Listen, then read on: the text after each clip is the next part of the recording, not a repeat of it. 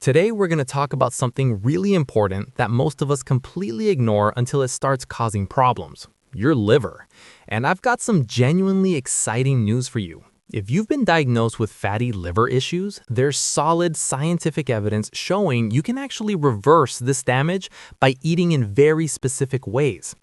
Now, your liver is truly remarkable. It's basically your body's chemical processing plant. But here's what makes it special. It's the only organ with a genuine superpower: regeneration. Your liver actually wants to heal itself. And what I'm sharing with you today is essentially the instruction manual on how to let it do exactly that. Let me start with the basics. You might have heard the term fatty liver disease, but doctors are now calling it MASLD. That stands for Metabolic Dysfunction-Associated Steatotic Liver Disease. I know, it's quite a mouthful, but this name change actually matters because fatty liver sounds like a judgment about your weight, when really MASLD points to the real problem: metabolic dysfunction. Your body's engine is misfiring, specifically with how it handles insulin and glucose, and your liver is where all that fat starts piling up. So what's the gold standard treatment? Well, every major medical guideline points to the Mediterranean diet. And I'm not talking about what some restaurant calls Mediterranean. I mean the clinical version: lots of vegetables, fruits and legumes, healthy fats from nuts, seeds, and olive oil, moderate amounts of fish, and really limiting red meat and sweets. But here's what's fascinating. We have research showing that the Mediterranean diet reduces liver fat and improves insulin sensitivity even without significant weight loss. Let me repeat that: even without significant weight loss. This challenges everything we used to think about calories in, calories out. Yes, losing 10% of your body weight absolutely helps your liver, but this data shows that just switching to this high plant, healthy fat way of eating changes the metabolic signals in your liver. You're not just shrinking fat cells, you're fixing the hormonal environment that created them in the first place. That's huge news for folks who really struggle with the scale. Now, here's where it gets really interesting. Researchers took this already excellent Mediterranean diet and asked, can we make it even better? This led to something called the Green Mediterranean Diet, tested in a brilliant study published in the medical journal Gut. They divided people into 3 groups. Group 1 got standard nutritional advice. Group 2 got the regular Mediterranean diet. And Group 3 got this engineered green Mediterranean diet with very specific additions. The green group had to completely avoid red and processed meat. I mean zero. No steak, no bacon. But then they added 3 powerful components: 3 to 4 cups of green tea every day, 28 grams of walnuts daily, and the shake made with a specific plant called mankai. Now, mankai is actually a type of duckweed. I know, that doesn't sound appealing, but biologically, it's incredible. It's extremely high in protein, iron, and these compounds called polyphenols. The idea was to replace the protein you'd normally get from meat without the saturated fat and inflammation that comes with it. So, what happened? The results were absolutely staggering. The standard advice group saw a 12% reduction in liver fat. That's actually pretty good. The regular Mediterranean diet group saw a 20% reduction, significantly better.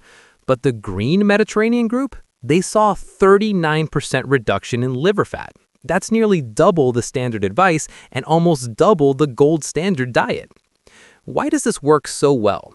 Researchers believe it stills polyphenols, powerful plant compounds that act as antioxidants. By flooding your body with them from green tea, walnuts, and those greens, they improve what we call the gut-liver axis.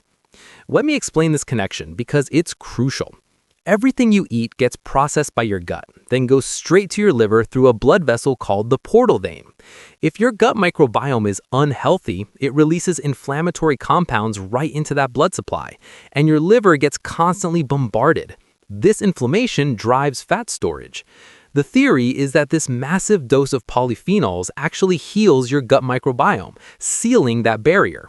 So your liver finally gets a break from the constant assault and can focus on shedding that accumulated fat. Now, you're probably thinking, I can't find mankai at my grocery store. Don't worry, you don't need it specifically.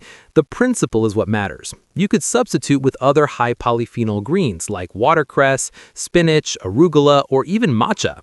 The strategy is cut the meat, seriously increase the greens, drink the tea, eat the walnuts. Let's talk about fats for a minute. For years, if you had liver issues, you were told to go low fat. But the research explicitly recommends extra virgin olive oil, and we're talking about up to 4 tablespoons a day. I know, that sounds like a lot of calories, but here's what's happening inside your body. Extra virgin olive oil contains a special compound called oleocanthal that works like a natural anti-inflammatory. It acts on some of the same pathways as ibuprofen, but instead of just blocking pain, it specifically targets liver enzymes and helps reduce fat accumulation. The key is it must be extra virgin. That's the first pressing, no heat or chemicals. That's where all the healing compounds live. And now for my favorite part, coffee. Usually coffee is something we're supposed to limit, but for your liver, the script is completely flipped. The recommendation is up to 3 cups of coffee a day for fatty liver patients. Coffee consumption is strongly associated with reduced liver stiffness. That's scarring that can lead to cirrhosis if it gets bad enough. Coffee appears to inhibit the specific cells that lay down scar tissue. Both regular and decaf show benefits, pointing to the polyphenols in the coffee bean itself, though caffeinated shows slightly stronger effects. But, and this is critical, we're talking about black coffee, not a sugary frappuccino with whipped cream. Added sugars, especially fructose, are a primary driver of liver fat. So if you load your medicinal coffee with sugar, you're completely canceling out the benefit. Now, let me shift to something you might not expect: muscle. You cannot fully address fatty liver without addressing your muscle mass, especially as we age. Here's why. Muscle is your body's largest storage tank of glucose. When you eat carbs, they break down into glucose, and your healthy muscles soak up that glucose for energy. But if you lose muscle, what we call sarcopenia, that storage tank gets smaller. The glucose has nowhere to go, stays in your bloodstream, triggers more insulin, and that excess energy gets stored in your liver as fat. It's a vicious cycle. This is why protein is critical. For healthy older adults, you need 1 to 1.2 grams of protein per kilogram of body weight. So if you weigh 70 kilos, about 154 pounds, you should aim for roughly 70 to 84 grams of protein daily. That requires conscious effort. And if you have a chronic illness, the guideline goes up even higher. Why do older adults need more protein? Because of something called anabolic resistance. As we age, our muscles become hard of hearing to protein signals. When a 20-year-old eats 20 grams of protein, their muscles respond immediately. When a 70-year-old eats that same amount, the muscles barely notice. You need more protein per meal to trigger the same muscle-building response. You have to shout at your muscles with amino acids. And protein alone isn't enough. You need resistance exercise too. The protein provides the bricks, but the resistance exercise provides the construction workers. Let me also mention that you don't have to follow the Mediterranean pattern exclusively. Japanese research found that a diet rich in soy products, fish, and seaweed was also very protective against fatty liver. Soy protein has compounds called isoflavones that work similarly to the polyphenols we discussed. Whether it's olives and walnuts or soy and seaweed, you're chasing those healing antioxidants. There are different paths up the same mountain. A quick word on micronutrients. People with fatty liver are often deficient in zinc, calcium, and boron. You get boron from simple foods like prunes, raisins, avocados, and nuts. On the flip side, you want to avoid excess phosphorus, which comes from preservatives in processed foods, sodas, deli meats, and packaged snacks. This is important because, and we need to be honest here, the #1 cause of death for people with fatty liver isn't liver failure, it's heart disease. Cutting out processed foods saves your heart just as much as your liver. So let's summarize the main don'ts. Red meat, processed foods, and added fructose, especially high fructose corn syrup. Why is fructose so bad?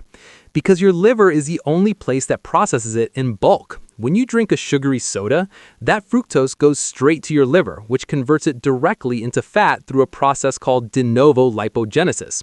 Whole fruit is fine because the fiber slows everything down, but added fructose in sodas and sweets, that absolutely has to go.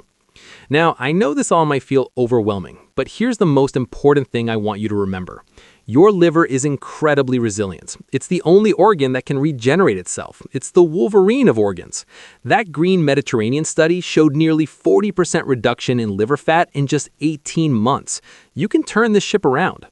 The key isn't just thinking, I need to lose weight. That's too vague and often leads to losing muscle too. Instead, think of this as flooding your body with healing signals. You're sending a signal with the polyphenols in green tea to reduce inflammation. You're sending a signal with protein and resistance training to build that glucose storage in your muscles. You're sending a signal with olive oil to calm liver inflammation. You're not just taking things away, you're actively adding healing signals. You're telling your liver, it's okay, you can let go of this fat now. And when you change that biochemical environment, your liver knows exactly what to do. It wants to heal. You just have to give it the right tools. Green tea, walnuts, plenty of greens, olive oil, coffee, and yes, lifting something heavy a few times a week. That's your prescription for healing your liver and living a long, healthy life. Thanks so much for watching, and I'll see you next time.